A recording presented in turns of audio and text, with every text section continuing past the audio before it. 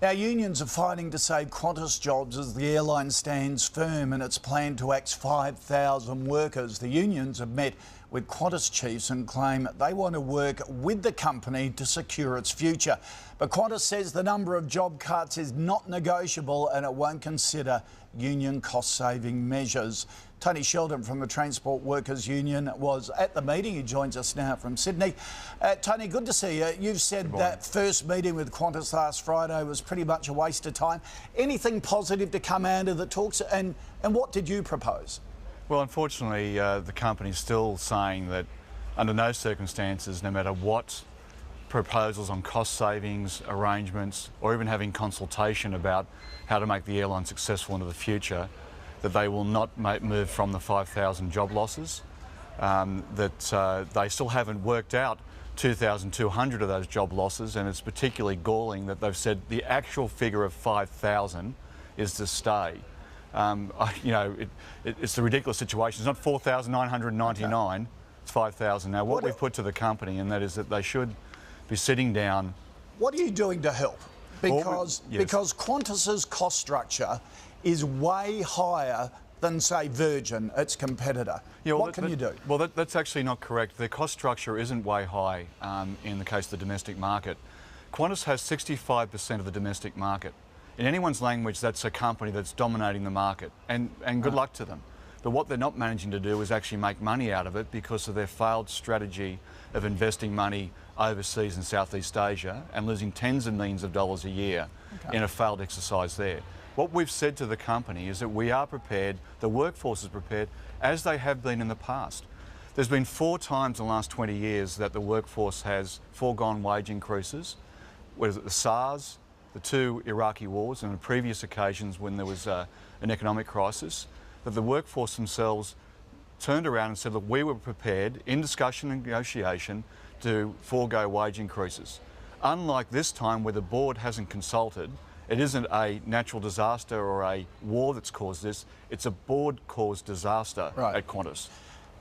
Just clear something up. You have union members who work for both Virgin and Qantas. That's correct. Do the Virgin members get paid exactly the same and have exactly the same conditions working for Virgin as your members for Qantas do? Well, actually, there's 2 things here, and that is that both companies do outsourcing work. The difference between both those companies with their direct hire and outsourcing work is that Virgin actually pays more to their outsourced employees than what Qantas does, and a number of their direct hire at Virgin get paid a higher rate of pay. When you compare like with like in the areas that we cover, you actually have 3 more people working in loading and unloading planes than you do at Qantas. When you look at the catering operations, they've got the same catering companies.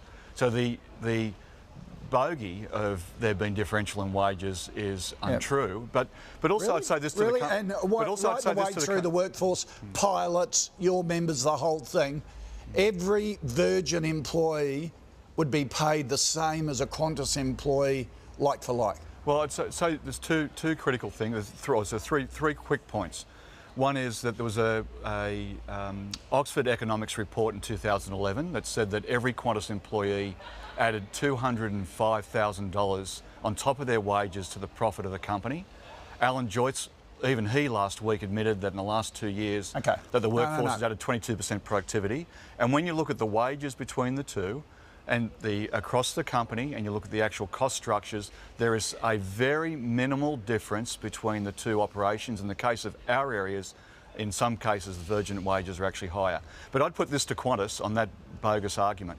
Why don't they come to board with us and actually have a rate right across the industry? That takes it out of contention if that's what they're putting, because we've said that to them on the last 5 years and they've refused to take that offer up. Because you don't want Qantas to be Ansett Mark II, where costs were just so big, conditions were so, for want of a better description, so generous or luxurious that it sent the company broke. I think let's look back at Ansett. The CEO of the company, which will probably happen in this circumstance, unfortunately, walked away with $10 million when the company collapsed. That was his payout figure a matter of weeks before the collapse of the company.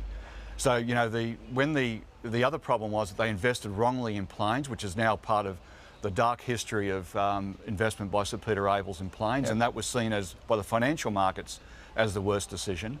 And then you look at how the company has performed itself.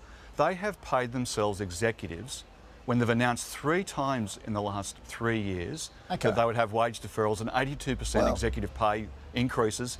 And the CEO, let me say this, the CEO is the highest paid CEO in the world. But he's got the worst performance. Hang on, the company denies this, saying there's been an executive pay decrease since 2010.